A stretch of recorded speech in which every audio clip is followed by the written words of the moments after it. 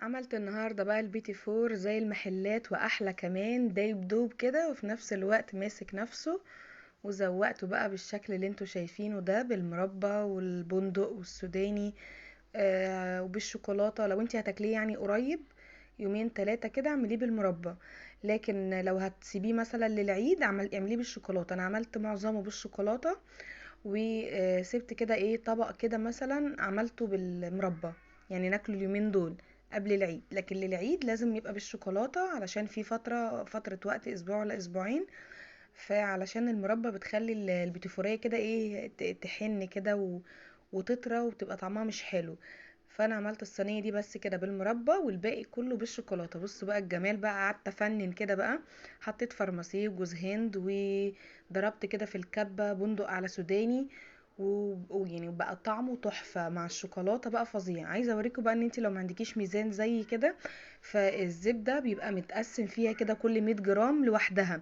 فانا هعمل النهارده كيلو دقيق، هحط عليهم كيلو الا ربع زبده، وكوبايتين سكر او كوبايه ونص سكر. بعد ما طحنتهم بقى كوبايتين سكر بودر. يبقى السكر المطحون الحبيبات كوبايه ونص. مسكتهم ضربتهم في الخلاط كده لحد ما بقوا كوبايتين. وجبت هنا 750 جرام من الزبده، يعني كيلو الا ربع زبده وكوبايتين الا ربع سكر بودر. ده كده لحد كده تمام. انا بقى هنا الزبده عندي بحراره المطبخ، يعني مطلعاها من التلاجة من بالليل علشان تبقى سهلة معايا في الضرب كده. هبتدي بقى ان انا اقطعها كده بالمعلقة واخلطها بالسكر علشان السكر ما يطرش في وشي لما اشغل المضرب. طبعا انا هعمل بالمضرب، عندك عجان تمام، انا هنا هعمل بالمضرب. فبدأت اقطع الزبدة كده واخلطها بالسكر، وبعد كده هضربها بالمضرب.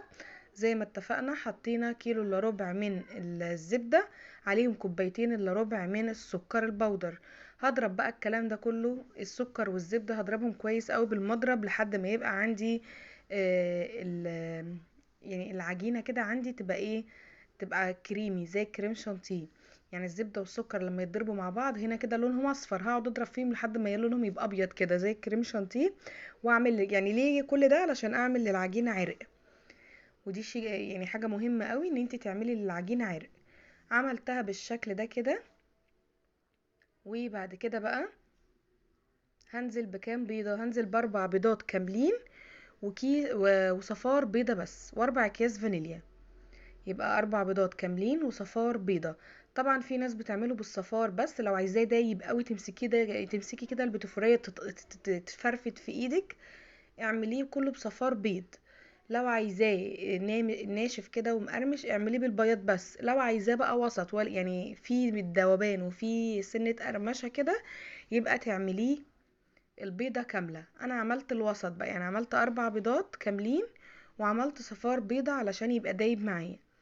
هضرب بقى الكلام ده كله، هضرب بيضة بيضة، هنزل بيضة بيضة على الزبدة والسكر. بصوا قوام الزبدة اختلف ازاي ولونها وفتح ازاي. تقدري تستخدمي اي نوع زبدة بلدي، زبدة بقري، جاموسي. انا استخدمت هنا زبدة جنة، حلوة قوي بحبها قوي في الحلويات. البيتي فور لازم يتعمل بالزبدة ولازم يتعمل بالبيض، دي طريقتي. بدأت بقى ان انا اضرب بيضة بيضة كده وما اضربش كتير، اقعد اضرب كده لحد ما البيضة تختفي.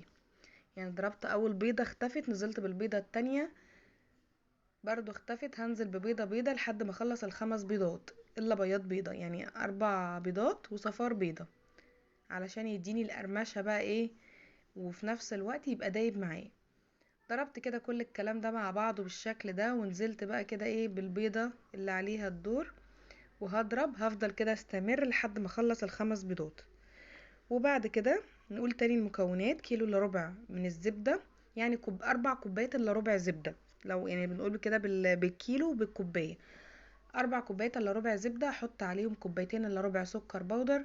وبعد كده اربع بيضات وصفار بيضة، واربع اكياس فانيليا، ذرة ملح، كيلو دقيق يعني 8 كوبايات من الدقيق، عشان في اكياس ما بتبقاش ايه كيلو. ولازم برضو شيء اساسي ان انت تكوني عاملة دقيق نوعه كويس، والزبدة يكون نوعها كويس.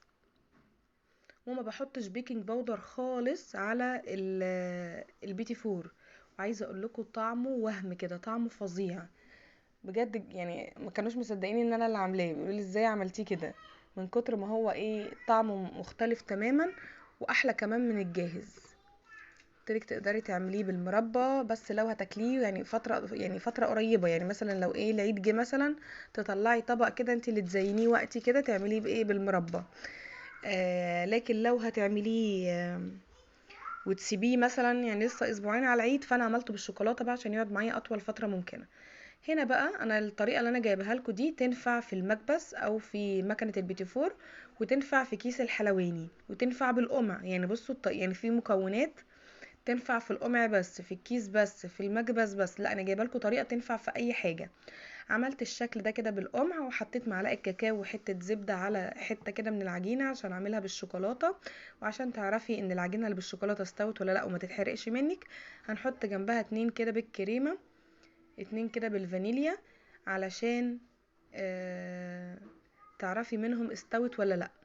بصوا الجمال بقى، عملت شويه بالقمع، عملت شويه بالماكينه بتاعه البيتيفور، وكان تحفه يا جماعه. بصوا هوريكم بيدوب ازاي، بصوا بيتفرفت ازاي، وفي نفس الوقت ماسك نفسه. يعني بصوا انا ولا قطمتها ولا اي حاجه، ده بايديا كده.